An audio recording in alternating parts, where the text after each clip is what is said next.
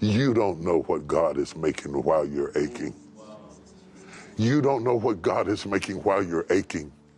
You don't know what God is making while you're crying. You don't know what God is making while you're lonely. You don't know what God is making while you're suffering. But I declare unto you, he is making something. You may feel dislocated. You may feel dislodged. You can't always see what the master's doing. Only when we look back, then we see that God had a plan when all we had was pain. God had a plan. I had no idea that my daughter getting pregnant, I hated it. It hurt. It's not about embarrassment. It wasn't about image. It was my baby girl. It was about her future, about her destiny.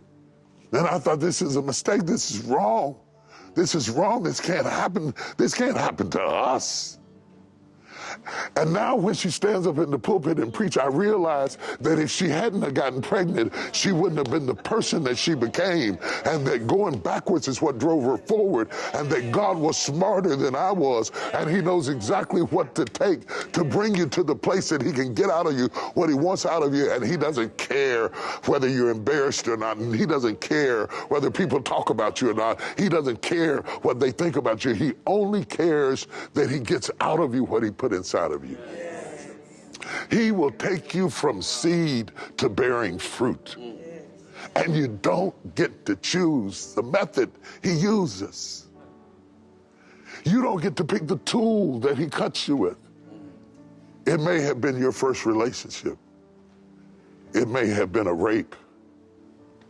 It may have been childhood abuse.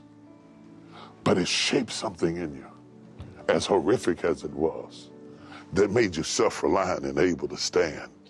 And when you got through crying about it, you woke up a tougher woman than you were a girl. Does anybody know what I'm talking about? The thing I love the most about him is that God never gives up on you. He doesn't wait till you're in the bad place and then walk out like people do. Because people are great when you're up, but when you're down, they'll run out. When you're weak, they'll run out. When you make mistakes, they'll run out. And the church is masterful at killing its wounded. It's masterful at that. We have no real method to really restore our wounded, especially when they're talented.